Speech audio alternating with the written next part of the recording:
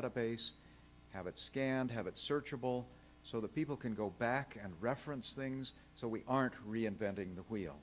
Not too long ago on the blogs, there was a blog posted, The Next Century of Mormon Studies.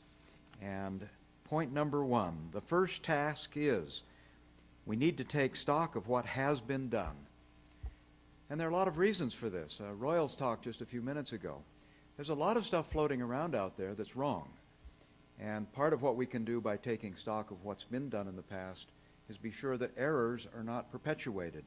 Once we're sure that something that even Hugh Nibley said has now been rendered obsolete by new discoveries, we need to be able to have a way in which to communicate to everyone that that doesn't hold water anymore.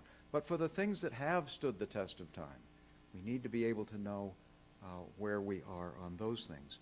Publishers, I would say, and I would include BYU Studies, we typically do this, but I'm not sure everyone does, should not accept anything for publication in the Book of Mormon area unless it is clear that the author has done his or her homework and has looked at all of the relevant materials in the past that deals with that subject to bring the matter current and up to date. We have to begin with ourselves and discipline what we are doing so that we aren't just in the echo chamber, as has been said.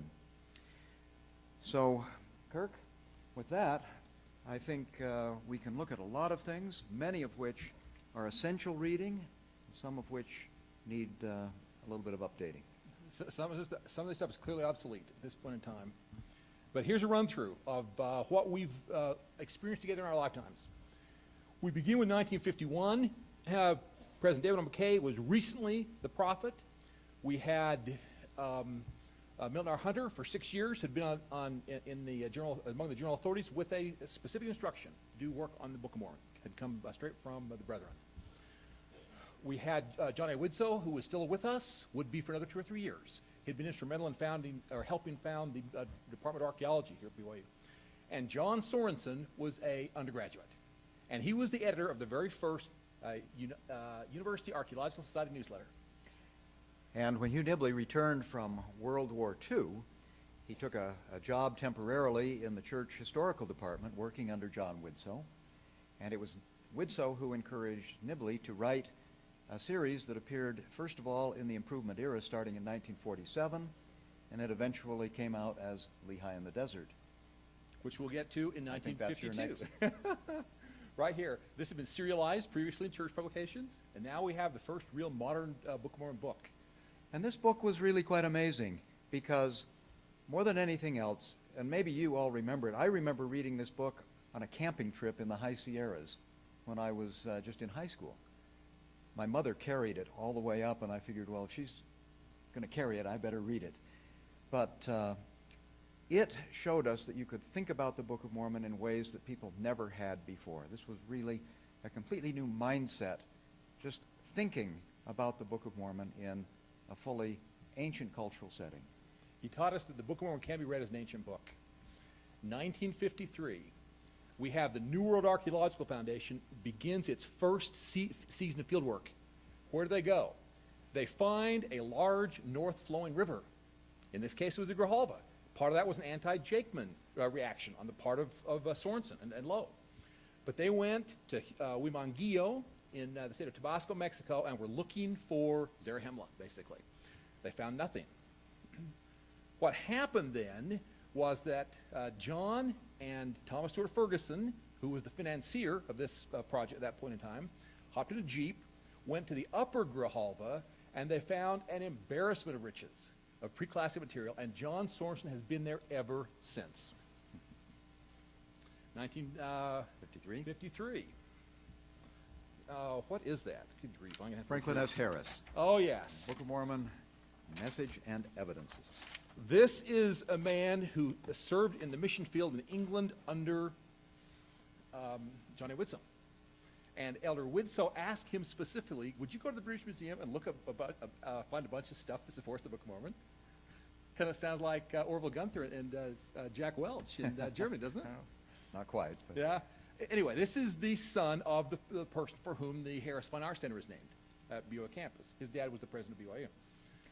And meanwhile, back at the ranch, Hugh Nibley was on the radio, KSL, for a whole year doing Time Vindicates the Prophets. Notice the title there, Time Vindicates the Prophets. This was clearly an effort to go back into early Christian literature.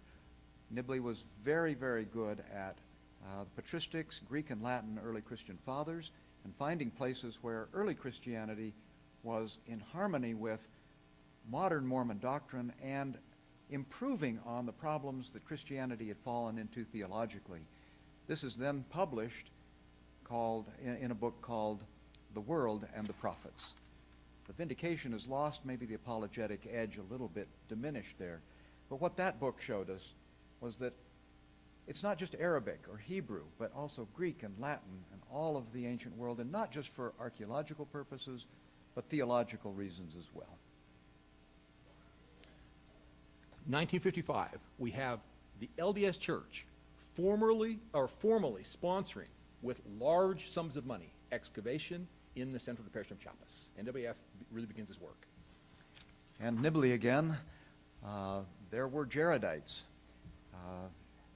This was published serially in the Improvement era. I remember reading these with Nibley's picture in a home I was growing up in back in I was 10 years old when those were coming out.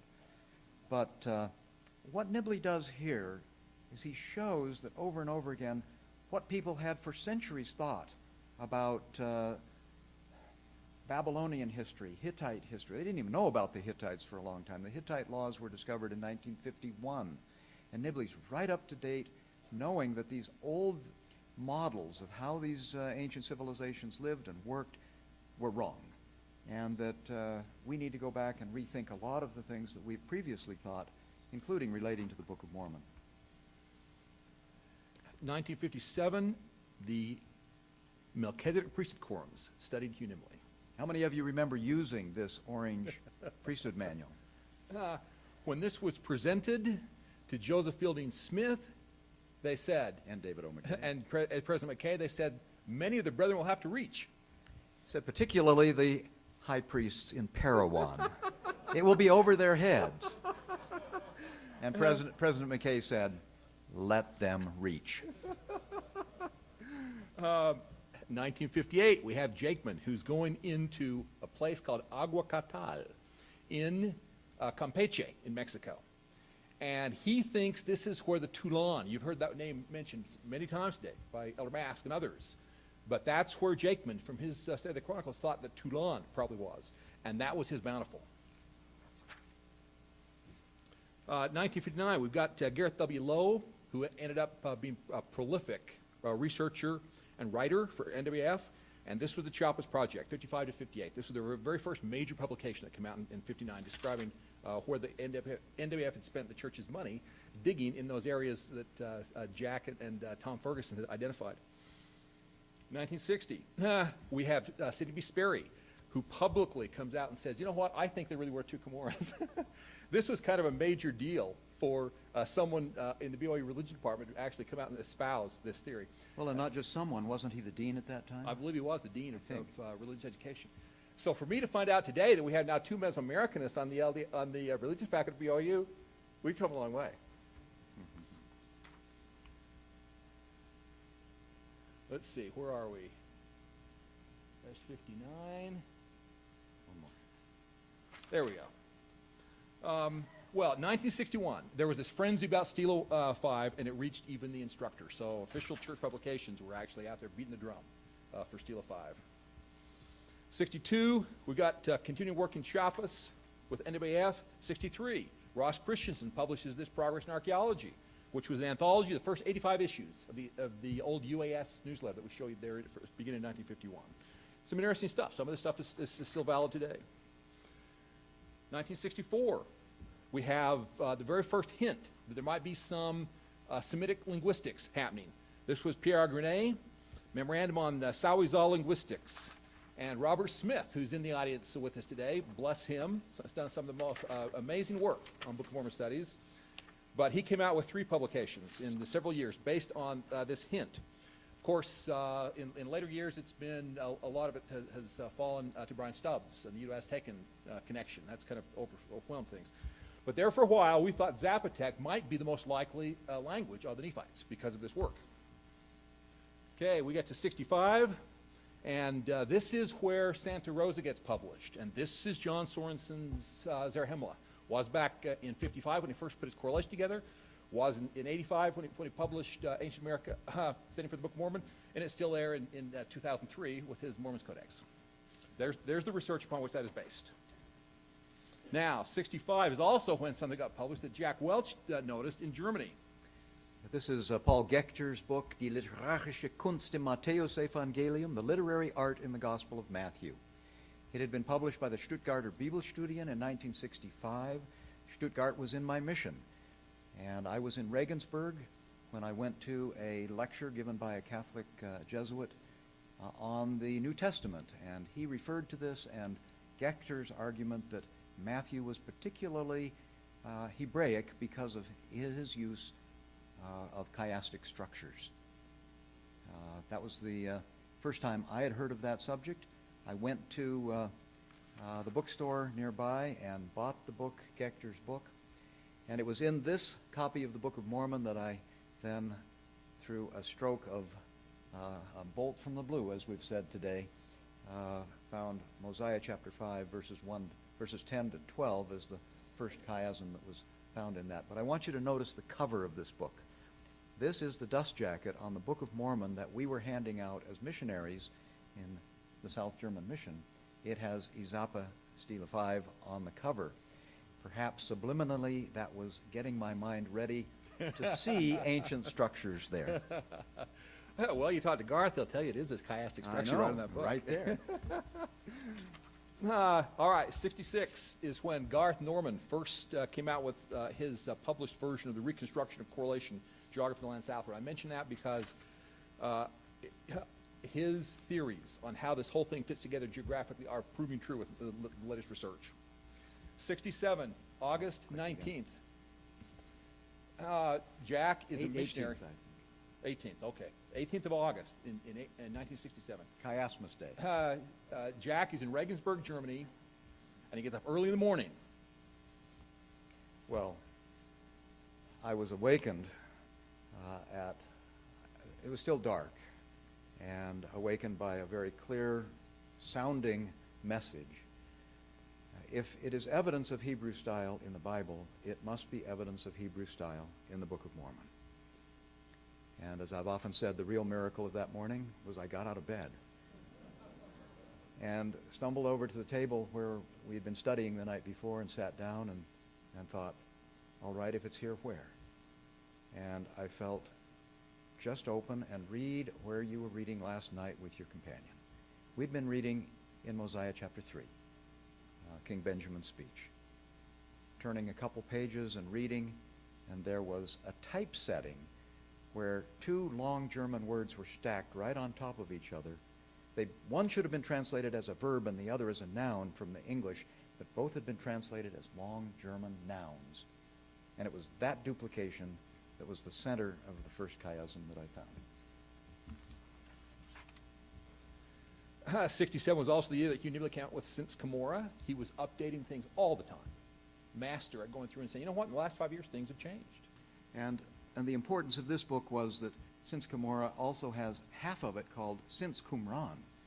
This is where Nibley was getting into a lot of the Dead Sea Scrolls material and telling us over and over again that this is the peculiar blessing of this generation.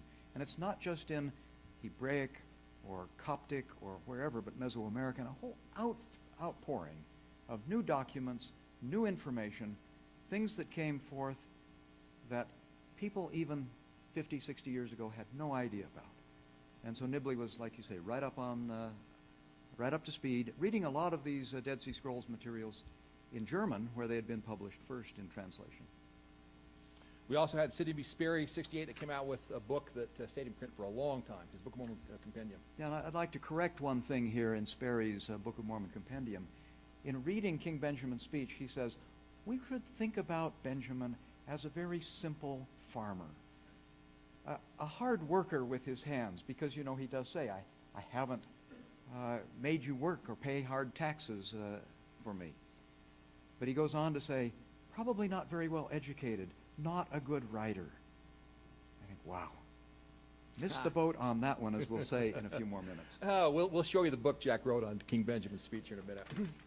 All right, 69, when Jack's article on chiasmus appeared in BYU Studies. This rocked our world. And I published this, I submitted it to BYU Studies only a couple months after I returned from my mission. And there's a long story about exactly how that came about. Let me just say I now know who the referee was that accepted this for publication. George Tate was the editor. I'm not George. Chuck Tate was the editor. Truman Madsen was the reviewer I'll be darned. who let this one through. And that's coming from the man who's been the editor of BYU Studies now for about 20 years? Yeah. Little over 20 years. Okay, 1970. This is when Joe Allen published his doctoral dissertation on Quetzalcoatl. This is the classic interpretation of the white and bearded god. Brant Gardner would not agree with this particular interpretation. Nonetheless, that was an important milestone, 1970. 71, Cyrus Gordon came out with Before Columbus, which, of course, started the whole diffusionist issue, kind of revved up the engines on that. There'd been a seething debate. We then have in 1972 a most unlikely venue for Jack Welch's chiasmus. It was the New Era. How many of you remember reading the February 1972 article, Chiasmus in the Book of Mormon, with the subtitle, The Book of Mormon Does It Again? I run into people all the time who tell me that they read that sometime in the 70s and it changed their life. Well, this changed my life because Brian Kelly was the editor of the New Era. He was the Elders Quorum instructor in my American 14th Ward. 1972 was the year I left on my mission. Well, and I thank Jay Todd for seeing this. He saw the article in BYU Studies, wanted it in the New Era, because that's what he was the editor of. Yeah.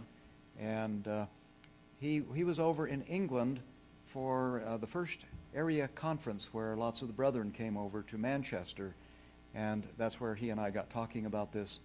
And it was thrown together, a little rough. There are some statements in there that can be misunderstood as exaggerations, but hey. You were only what? I was young, and I was writing to kids. Early 20s. Okay. But can you imagine the New Era today publishing this kind of heavy-duty material?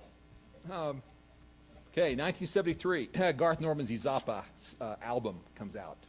Major milestone in the interpretation of those monuments. 73, a most interesting thing happened. The images of a postage stamp from 1973. The reason being, this was a forum that was put together by mail, because email didn't exist back then. All the electronic sort of things we do nowadays weren't there.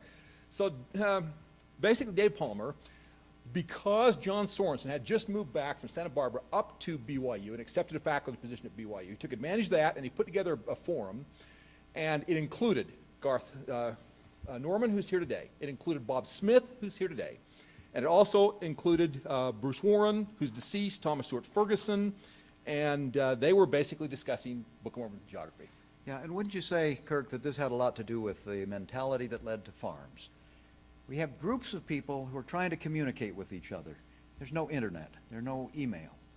And at the same time this was going on, lots of us who had studied under Nibley were off doing graduate work, and we were also communicating in this way. Farms would come along in a few years to bring these people together in more regular correspondence. 1974 was a man that I'll always hold in great respect, John Niall Washburn. He was probably as advanced of a theorist on Book of Mormon geography as we've had in the church up to this point. And he was a high school teacher in American Fork, but he published his Lands and Times of the Book of Mormon. That was his magnum opus. An excellent, for the time, internal reconstruction of the text. We then have 1975 when President Benson gives his first of what became a series of very bold addresses on the importance of the Book of Mormon.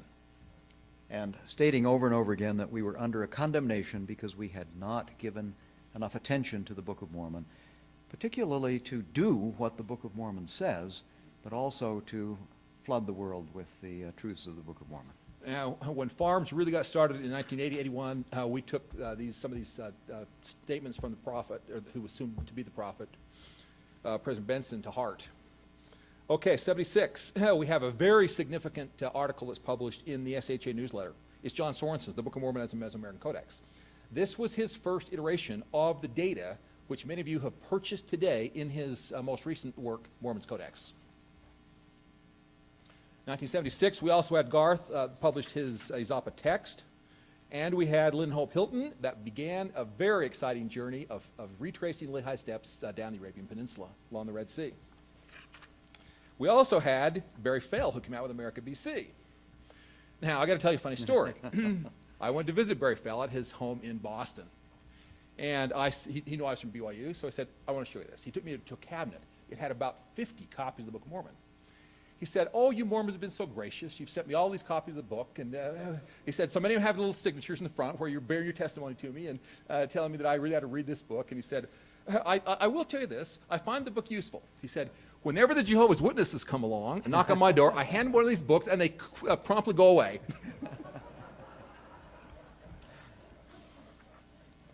1977, we begin to have the computer enter into BYU studies. We've got this exhaustive concordance. This was basically the next edition of what had been published clear back in the 1890s with George Reynolds, when he did it all by hand, as he was an inmate in the Utah State Penitentiary. Now we have computers doing it in 1970. All right, this is an important book.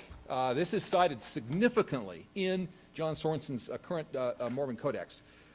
Mesoamerican communication routes. I recommend this to anybody that really wants to understand what's going on in ancient Mesoamerica. All right, 1978, we have word print comes into play. First effort at it. This has been a continuing theme in Book of Mormon studies. And I do want to point out that Tim Layton, who did appear in the BYU Studies version of this, was not on the original one. And he was majorly ticked because he was the undergrad. I wasn't the editor then. No. Well, but still, your publication got it right, because they included him. Oh. He was majorly ticked because he was only the undergrad who did most of the work. But Larson Rensher got all the credit. You don't want to mess with Tim Layton, because he now runs Sorenson Capital. Okay. All right, 1979. This is when Jack Welch and two of his commuting partners, one of whom was his brother-in-law, actually legally incorporated farms in Los Angeles. We were practicing law in Los Angeles, and I needed two other people to sign the Articles of Incorporation, and they were willing. And we said, but what are we going to call it? And I said, well, maybe a Foundation for Ancient Research and Mormon Studies, FARMS. That'd be a real funny name. And we tried to come up with another name, and we couldn't. We just kept calling it FARMS, and, well, it stuck. And finally we decided it doesn't matter. Madison Avenue tells you it really doesn't matter what they call you as long as they remember your name. When Farms moved to Provo the next year, 1980, that was our original logo. That was what it looked like in the very early days. And the Reich was for research. Now, there's a very important meeting happened in 1979 where Jack Welch and John Sorenson met for the first time. It happened at Delbert Palmer's house in Provo. Garth was there that night. I picked you up at the motel there in Provo and took you over to that meeting.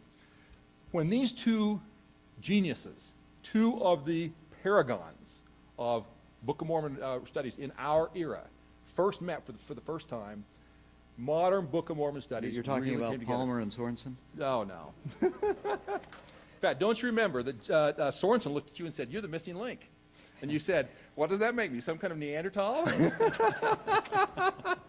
The missing link meaning that Sorenson recognized in Jack all the qualities that Sorenson and I had not been able to manage to come to put together ourselves, just the two of us. Well, and we had never met before, but in the 1976 Codex article, John had cited the BYU Studies article on chiasmus, and we had a wonderful time meeting each other there for the first time. Okay, 1980, we have the first time that people of normal means can actually publish a replica of the first edition. I ran right out and got that in my library because I knew I would never be able to afford a real first edition, but this was pretty close. Now the newsletter. Let's see. You skipped this page. Oh, okay, we went past it. All right, 1980, the very first edition of the Farms newsletter came out. Yeah, and I understand from the Maxwell Institute people that they are now scanning all of these, and the full run of all of the Farms newsletters will be on the web before very long. We call that Insights, an Ancient Window, and it's still being published just in some form today. Okay, 81, major milestone in the history of the Book of Mormon, in the LDS tradition, the 1981 edition. This was the committee that was chaired by Bruce R. McConkie. 81, the results of that geography forum that we talked about back in 73 now come to print. This is David Palmer's In Search of Cumorah. Much of John Sorensen material was in here. In fact, this was a major impetus to John to go ahead and get his New World setting of the Book of Mormon published in 4 years later in 85, because he saw Dave coming out with this. But this is a pretty good book. 1981, we had a very interesting meeting at BYU. It was in the administration building. And we got together a whole bunch of folks, maybe 15, 20 people, and we set out an agenda for what we wanted to accomplish in the next 10, 15, 20 years. These are some of the things that we said. Goals: organize the existing material, just like you said at the beginning of this talk. See what's already been done. Engage existing LDS scholars. We wanted to get people talking to each other. As many as we could involve. Preserve Nibley's reputation so he'll continue to influence future generations. Yeah, and this was 1981. Nibley had just recovered a few years earlier from a heart attack, and we didn't know how long he was going to be with us. But the Antis were absolutely intent on trying to destroy his reputation. Yeah, and many of them saying that when you check his footnotes, they don't check out. Well, we checked out all those footnotes, and yes, there were a few typos, but none of the problems that they were complaining about. Most of us had realized that our testimonies and our faithfulness in the LDS Church owed something to the genius of Hugh Nibley. And we wanted to make sure that that continued on for future generations. We also wanted to publish material for both laymen and specialists.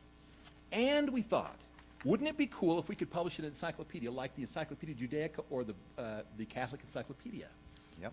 And And that meant Millen would probably be the publisher.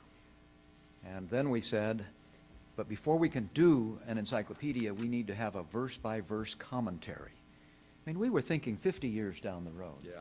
And we're on that path, but we all pull together, and the more we can get together, the more that becomes a possibility, maybe even in our lifetimes. This was the first time to my knowledge, that the Book of Mormon appeared in scholarly literature in an appropriate context alongside other ancient literatures. Chiasmus in Ugaritic, chiasmus in Sumero-Akkadian, chiasmus in ancient Greek, chiasmus in the Book of Mormon. I was just overjoyed. And thanks, Jack. This was his project. Well, and Bob Smith's, too. Well, Bob Smith was involved in almost everything. Bob Smith doesn't get nearly enough credit for some of the things that he's done over the years. We'll get to him in a minute. 1982, Noel Reynolds, Book of Mormon authorship. This was published by the Religious Studies Center. Noel later on went on to become the president of Farms. He's currently the president of Mount Timothy Temple. But a tremendous piece for its time period. Set a new bar, basically, for Book of Mormon studies. Okay, 83. One of the first projects we put together at Farms. We called it The Lands of the Book of Mormon. This was a little click slideshow. 1984, we took a tour. This was put together by Joe Allen. And the two commentators on that tour, Jack Welch and John Sorenson. There may never be another Book of Mormon tour quite like it. It was pretty phenomenal. We were just checking out all of John's descriptions of these places, so we went to places that normally weren't visited. Joe Allen was wonderful taking us all of these places. What a time that was.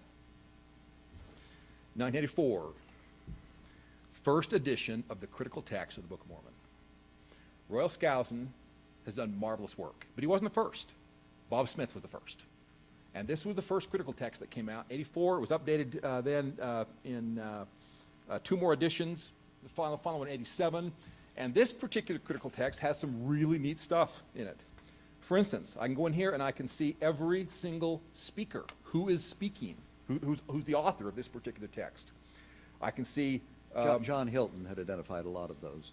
I can see the chronology. One of the things that Bob's been so terrific with is this whole notion of what was happening in Old World chronology. And he has the Maya chronology in here. Where are we at in the Maya long count at this particular point? And this was a pretty impressive piece of work. It really was. And what Bob does in this critical text is more like what is done with critical texts of the Old Testament or the New Testament, looking a lot at intertextual relationships, source criticism, as well as different variations between what we knew at that point of the printer's manuscript and the 1830 edition and so on. Royal's objective is to try to get back to what he thinks was spoken by by Joseph Smith. That's as far back as we can get with the earliest text with, as far as Royal is concerned. But Bob's sweep was much wider.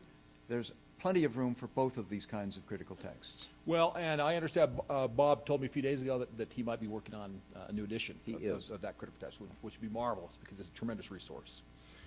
Okay, 85, milestone in the history of Book of Mormon studies. John Sorenson, Ancient American Setting for the Book of Mormon. The world would never be the same again. However, in 85, one of the finest videos that LDS Church has ever produced, actually it was BYU that put this out, is still a favorite of mine. I have several copies. I give it away all the time. I'm now currently serving as a bishop, and I give this video to some of the members of my ward. I say, read this and come back and tell me about it, and then we'll talk about your problems. Go ahead. The Faith of an Observer, a biographical sketch of Hugh Nibley. Now, the collected works of Hugh Nibley began to be published in 1986. They were not finished until 2010. But we got 10 of them out in the first 5 years. This was perhaps the largest concentrated publishing effort in Mormondom up to this point. It'll probably be exceeded by such things as the Joseph Smith Papers Project, that type of thing, but it's clearly on a scale of that magnitude. This was an enormous project. 1987, we have a female who makes a significant contribution. Hooray for the women here. This was Susan Easton Black, and she found, based on some earlier stuff that Jack and some other people had done, she went through and analyzed every example of Christology in the Book of Mormon. And she found that the Book of Mormon text is more Christological than the New Testament, which blew us away. Okay, 88, Rick Hauck publishes the Deciphering the text of the Book of Mormon. I don't know if Rick's, there he is, Rick's still in the room. Well, I want him to hear this. Rick, when your book was published, it was universally panned. All the critics basically said, this is baloney. The reason being that it was only 3 years after John Sorenson's magnum opus, and we were also enthralled with John Sorenson. We all had John Sorenson on the brain. Rick was taking some very iconoclastic and some very different sorts of approaches in this Deciphering the book. I'm here to tell you, pay attention to some of the things he says in here. Tonalá, Chiapas is very important. There's a lot of stuff going on in the Book of Mormon in that little municipio of Tonalá, Chiapas, as Rick points out in this book, and some of the latest research is highlighting that. 88, we have the Book of Mormon published the complete book published according to Hebrew poetry. Well, and what we have here is not just chiasms, but all different forms of parallelism, and the text set out so that you actually encounter these different forms of synthetic or antithetical parallelisms or other kinds of Hebraic forms as you read through the text. So it's kind of an early version of a reader's edition of the Book of Mormon, but from literary critical points of view, looking at form criticism. This is 88, when Brian Stubbs comes out with his Elements of Hebrew and Uto-Aztecan, and he's been published on this ever since. This has been kind of a sub-theme to his professional career, which has been basically, he's one of the world's leading specialists on the Uto-Aztecan language family. But there's enough Hebrew stuff going on in there that he comes out every once in a while with some zingers. Okay, 89. Our keynote speaker today, Dan Peterson, was the first editor of the Farms Review books. And that's basically where FAIR came from, right there, was that effort. This was our apologetic engine for a number of years in the church. Now, Chris is no longer here. He had to go home early to spend time with his wife. But he was here earlier today. He became the Book of Mormon novelist. And he now has over 20 novels out there based on Book of Mormon themes. And what a contribution he's made, especially to some of the young people in the church with whom his novels are quite popular. Okay, 1990, John Sorenson. You know, at that time we also were having the Living Scriptures cartoons. Oh, that's right. And so there's a generation of us who benefited those raising our children. Yeah, that's true. And in fact, it was Paul Chessman who was originally bankrolled that particular project with Living Scriptures. Yeah. Anyway, John Sorenson came out with his geography source book in 1990. And then we had this important piece, Bill Hamlin and Stephen Rick's Warfare in the Book of Mormon. Now, this was the first of a series of symposia that we put together, taking a topic in the Book of Mormon and inviting 20, 30 people to send in papers, and then we would have a whole day conference. If you don't have a deadline, Mormon scholars don't tend to get anything done. So we set deadlines, but we had working groups, we shared information, we critiqued each other's papers and presented them, and then out came this volume, it was a good model for how to get people focused and working on a concentrated topic. And that's still being done in things like the Salt Press groups that are getting together.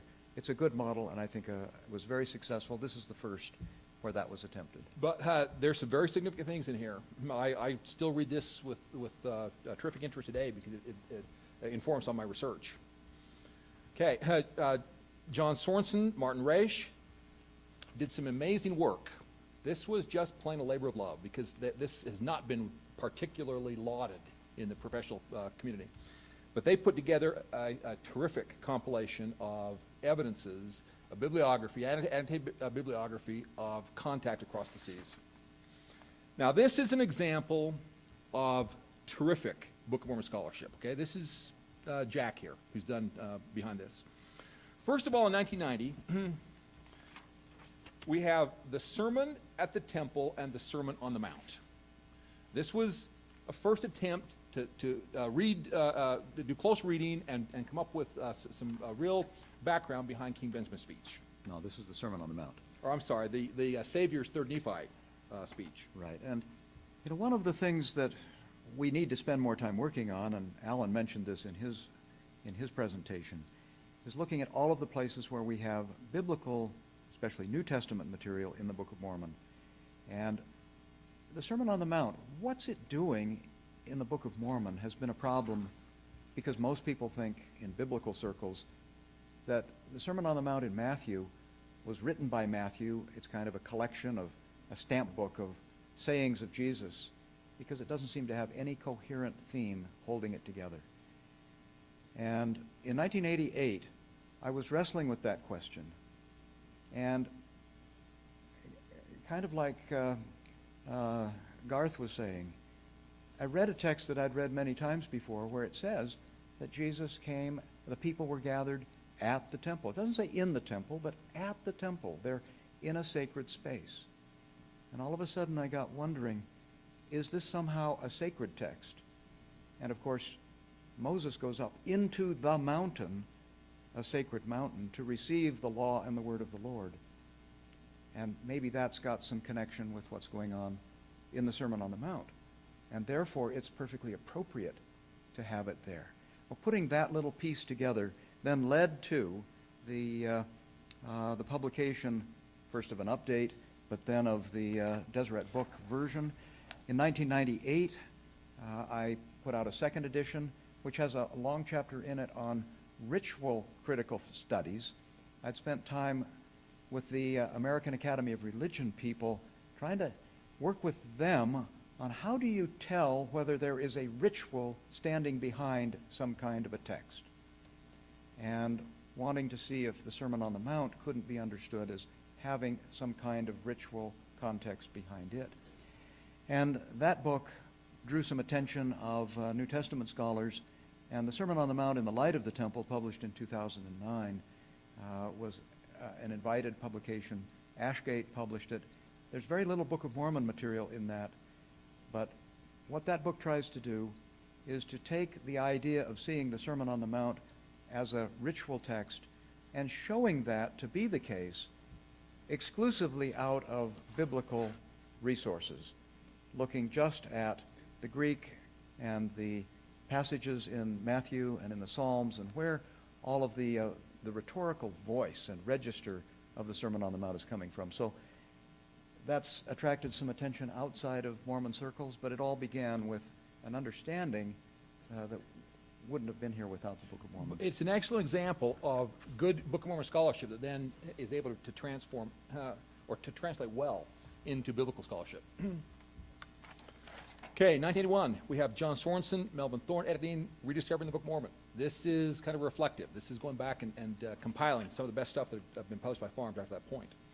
We then have Jack Welch, 1992, a similar sort of a topic, re-exploring the Book of Mormon. These are just the updates. Every month we published an update of some new thing that had been found. These are the updates of the 1980s. We then have in 1992, the Journal of Book of Mormon Studies first appears. Stephen Ricks was the first editor. And we heard in Mark Wright's presentation today that that's now continuing. Back to the name. And renamed back now Journal of Book of Mormon Studies. 1992. Encyclopedia of Mormonism was published by Macmillan. And of course, there are a lot of articles in here, almost 100, dealing with the Book of Mormon. And I think this was the first time that you could have a real wide range of topics on everything from the doctrines and teachings of the Book of Mormon to the economy and warfare. And we pulled all of the things together that we had at our access at that point. And this is still available online, electronically. You can access this at eom.byu.edu.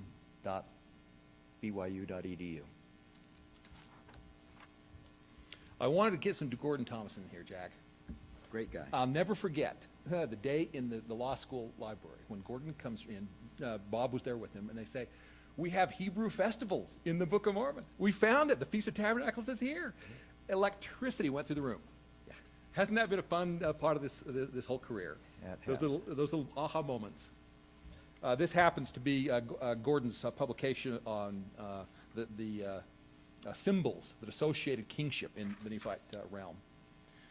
1994, we get the allegory of the olive tree in Jacob chapter 5, analyzed. And this draws a lot on olive culture and looking at things that are pertinent to understanding passages in the Old Testament and in the New Testament where olive imagery is used, but developed and much more, well, just brilliantly used in Jacob chapter 5. So this is an overlap between ancient Near Eastern, agriculture, archaeobotany, and the Book of Mormon. There had been such a tremendous frenzy around the Mormon church, literally a feeding frenzy on this whole notion of chiasmus, that we began to have chiasmus showing up, as Jack says, in the phone book. Well, So in 1995, he comes out with this criteria for evaluating, identifying, and basically judging the significance of chiasmus. yeah, and this is still a standard, and it gets cited quite widely because it's readily available on the web. But as Kirk says, I even got invited once. I got a flyer inviting me to a chiasmus dance, where a group of young adults back in Virginia had some dance planned where you had to dance with 5 people in one order, and then you had to dance with the same 5 in the opposite order. I knew the chiasmus studies had really arrived at that point. Well, when I was a freshman at BYU in '71, there was a big poster for some sort of an event that was going to be held there in the Wilk, and it said, "Chiasmus, the mind of God." We had got to that whole concept had really taken over. All right, 96. This is another labor of love. There are just a handful of situations in the history of Book of Mormon studies where people have just put their heart and soul into this thing with thousands and thousands of hours of work. And this is one of them, a comprehensive bibliography. This was Don Perry, Jeanette Miller, Sandra Thorne. Oh, bless people who are willing to go to that Well, kind of and trouble. for gathering what has been done in the past, starting there, gives us everything that was done up to 1995. That was a pretty thorough examination of Book of Mormon studies up through that time period. Okay, this is Noel Reynolds' 1997 piece. And this is a substantial piece of scholarship. This was published this time by Farms. Noel Reynolds at that time, was he the president of Farms in 97? I think he was. Anyway, marvelous. It doesn't get much better than this. 97 also is when John Sorenson came out with his big coffee table picture book, basically. And I wish that would be reprinted. This is a good piece. It's fabulous. I've learned a lot from there. 97 was also the year when FAIR began. And that was started in New York. And Scott Gordon started that. It's going strong today. Excellent organization. Doing a lot of good for the church. 97, we also have Don Perry and Jack Welch editing the Isaiah in the Book of Mormon. And this was another one of those collaborative groups with probably, a dozen, maybe 15 authors. Okay, this is the one I was alluding to earlier. This is your King Benjamin speech book. You just gave me a copy of this about 6 months ago. I appreciate that greatly. Well, this was one of the most exciting things I'd ever worked on. Of course, I had seen chiasmus in King Benjamin's speech, but also coronation ceremonies, King Benjamin's use of the law of the king in Deuteronomy 17, and we started wondering, let's do a really thorough analysis of these 4 chapters. Well, we ended up with 660 pages on those 4 chapters. I think King Benjamin's speech is one of the masterpieces of world literature ever written anywhere.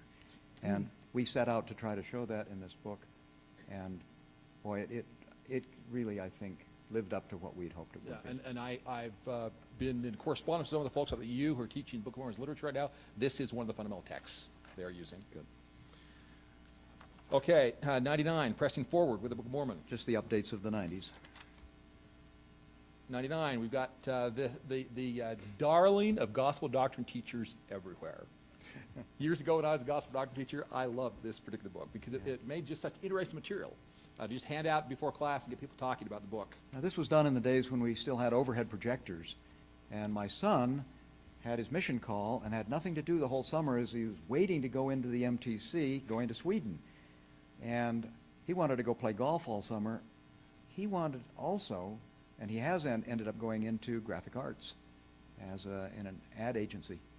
But as a preparation for his mission, I said, Greg, what I want you to do for me, every day I want you to produce a chart.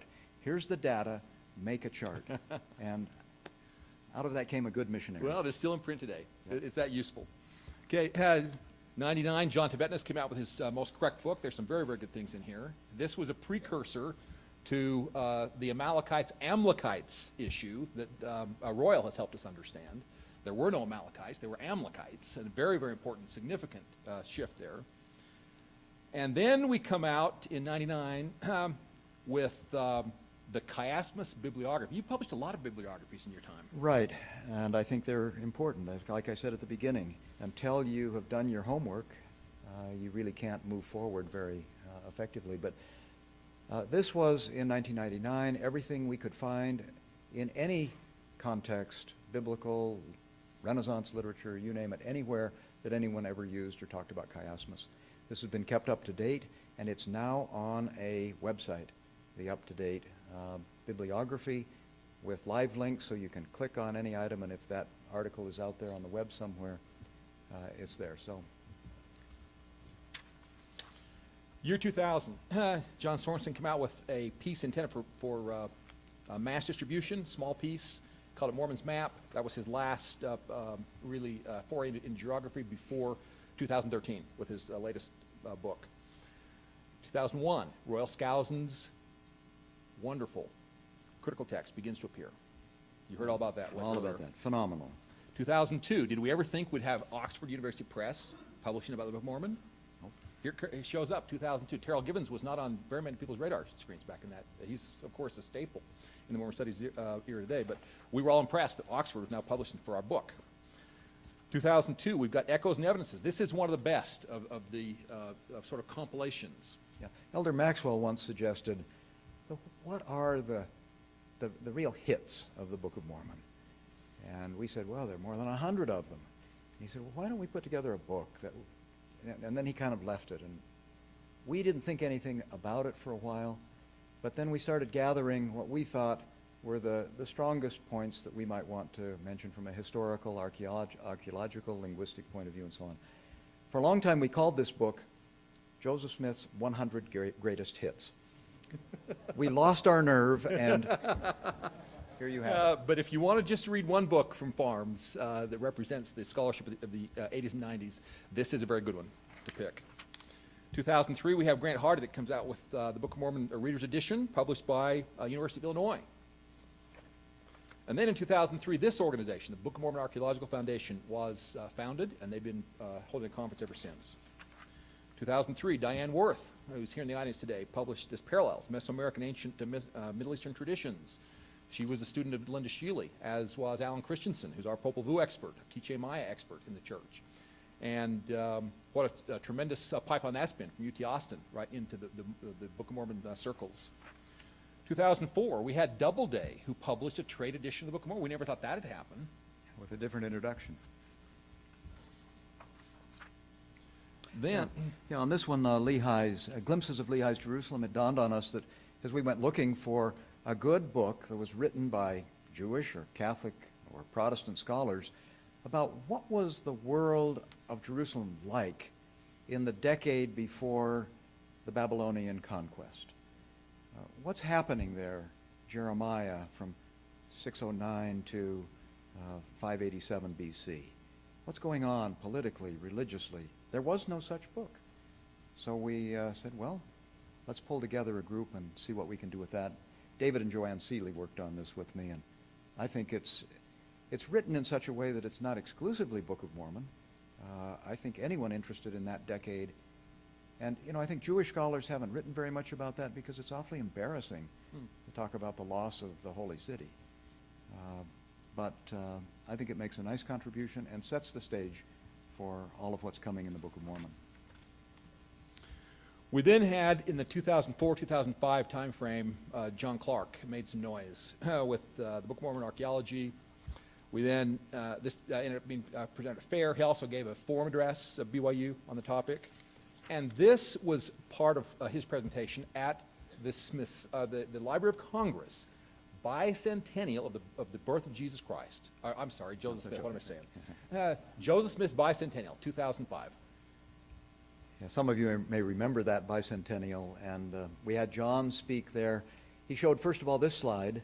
Anything that's red was unconfirmed in 1842. You couldn't have found that, but now in 2005, the number of claims about and what we knew about Mesoamerican archaeology and history, we just know a lot more today than we did then.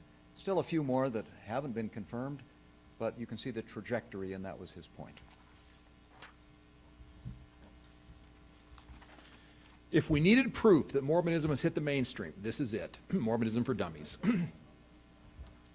I think what I like the best is the cartoon. These are some people who did not make it across the ocean with the Lamanites, Mulekites. These are not part of your 7 groups there, Diane. The Impolites, they pushed and shoved their way to the New World. The Parasites, they bummed a ride with their in-laws to the New World. The Appetites. Oh yeah, they enjoyed feasting all the way across. Anyway, you get the point. But there's an important point here. This was the first publication by Jana Reese, who's one of the really leading LDS scholars this day and age. She was, I think still is, the religion editor at Publishers Weekly. And she came out that very same year, with 2005. Trained at Princeton. With the Book of Mormon, Selection Annotated and Explained. So, Mark, you were saying in your thing today that we needed some kind of a little introduction to the Book of Mormon for the non-LDS community. Well, this is largely it. This was her attempt at doing that. It's selections from the Book of Mormon from her perspective as a trained graduate of Princeton Theological Seminary. Okay, 2006 was when Garth came out with his map, which I recommend to everyone. I believe current research is showing this to be the most accurate map published to date in the Book of Mormon. 2006 was also when Jack pulled together all these papers that have been published at the Library of Congress for the World Joseph Smith Conference. Yeah. And with this, Joseph Smith really entered the national consciousness. Back there at the Library of Congress, I worked with a number of the people in the manuscript division, and they were asking questions. Well, so Joseph Smith, here we're putting out this pamphlet that he published when he was running to be president of the United States. And they said, well, I had no idea he ran for president. I said, well, yes, in fact, he was also murdered when he was running for president. I said, can you think of anyone else who's been assassinated while he was a candidate for president of the United States? Of course, they all knew Robert Kennedy, but Joseph Smith had no idea. Anyway, I think it was, again, another landmark of people becoming aware of the great contribution that Joseph Smith made to religion. And there were 5 worlds of Joseph Smith that we discussed. The world of the past was one of those 5. 2007, Brant Gardner came out with his multi-volume commentary on the Book of Mormon from Mesoamerican perspective. And John Sorenson thinks so highly of this particular book that you go to his Mormon Codex today, and he says, I have consciously avoided making some of the same points that Brant Gardner has read. I recommend you read his book. For sure.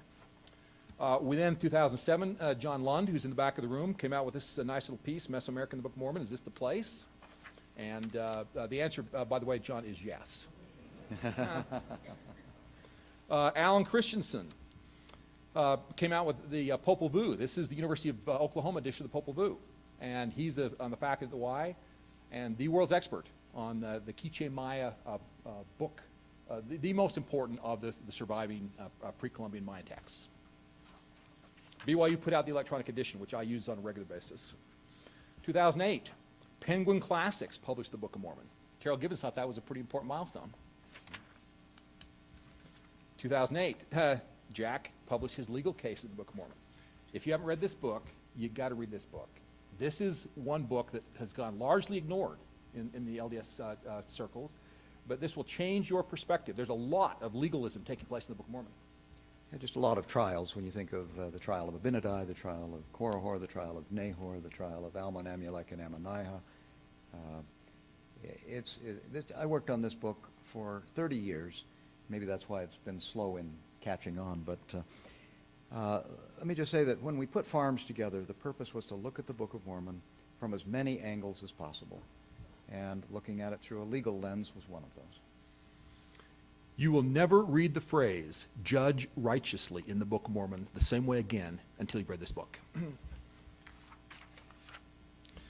2008, Oxford got back in the game again with two very small books, one by Richard Bushman, one by Terrell Gibbons, but nonetheless, we're appearing at Oxford University Press.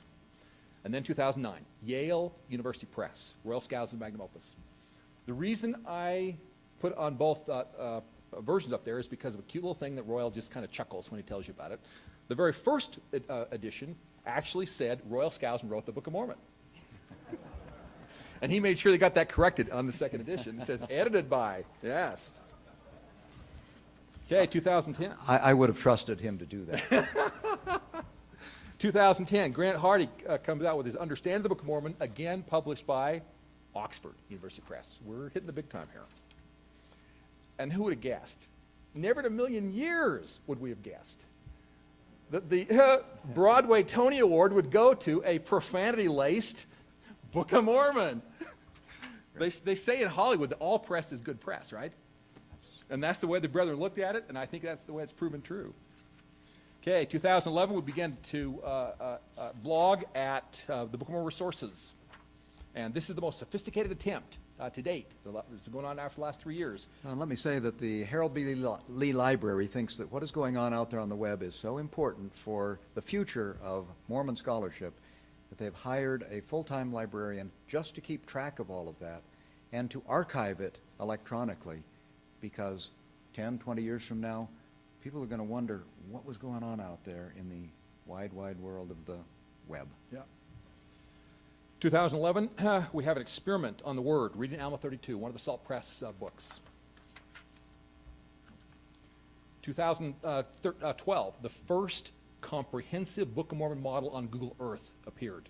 Terrific resource, downloaded right there on the Book of Mormon Resources website. Updated about every few months with the latest stuff. 2012, we have Interpreter, founded by Dan Peterson and Bill Hamlin. And that's a significant organ this day and age. Very, very avant-garde in its use of technology. 2012, this significant book appeared, and Jack made sure some Book of Mormon got in there. I did. This was produced by Brandon Plew in the Geography Department at BYU, Mapping Mormonism, beautifully laid out with the latest technology for cartography, having won now several very prestigious awards for cartography. Including the Mormon History Association Book of the Year Award. That's right. But big national awards as well. So any of you that want to do a little bit of Book of Mormon geography, there's your model. Go here and see how they've done it in this particular book, and then learn and follow suit, because this is a good approach. This is a book that has been alluded to earlier. Well, no, this we haven't talked about yet. The Incomparable Scripture by Andrew Skinner. Now, this was another one of the models of taking a topic and getting 15 people to work on that. Third Nephi, if you haven't seen this, I think it's one of the best books on the Book of Mormon, because after all, Third Nephi is what it's all about. It's all leading up to what happens in Third Nephi. And and let me say, as we're here almost to the end, this will just be my final comment, I think. We have worked hard on the Book of Mormon. We have done a lot. and it has not been in vain. It has made a huge difference, and it will continue to make a huge difference in the lives of many, many people.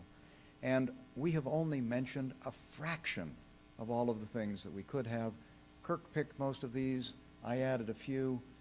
But all of you probably could have come up here and given a similar kind of run through the things that have meant the most to you.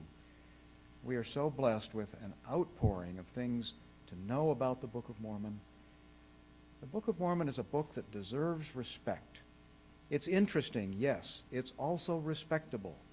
And it is unfathomable how many things can be done with it. A simple book can be dismissed easily. This book is complex, it is consistent, it is true, and truth reflects so many different dimensions of reality and life that it will, I think, as I've said on many occasions, it's going to wear us all out a long time before we ever wear it out. You've said on numerous occasions, it rewards close reading. Okay, this is the Joe Spencer book that we heard alluded to earlier today, and it's only been out for a year, already significant impact in the scholarly world. And this is the book that I've seen many of you purchasing out there at the Fair Bookstore today. John Sorenson, Mormon's Codex. This man is now 89 years old. He, for almost 2.5 decades, has walked from his home in Provo to BYU, a number of blocks, specifically so he would have the help to be able to continue well on into his 80s. And God bless him, because he's now 89, and this came out at his 89th birthday. And thanks to Robert Starling, who put together the video. When we gave John Sorenson the Father Lehi Award in 2009, I was able to present that to Helen and John, and they were thrilled with your work. This is where Book of Mormon geographic analysis is headed right now. Intense empiricism, extraordinarily data-driven. This is an Excel spreadsheet. This shows every occurrence of the word down in a topographical context in the Book of Mormon, with the correlation currently shown on Book of Mormon Resources blog, and showing you in that red line down at the right-hand side of an Excel spreadsheet that it is in fact down in elevation, and that we can depend on the ups and the downs in this particular text. Expect more of this kind of thing in the future, because if we're going to get serious about find out where the Book of Mormon took place, we have to do a close reading, and then we have to submit it to a significant data analysis of this type. Plus, I thought we need the bean counters of the world to get in here somewhere. Have a little something to play around with in the Book of Mormon. Yeah, that counts too. Thanks, everybody. That's great.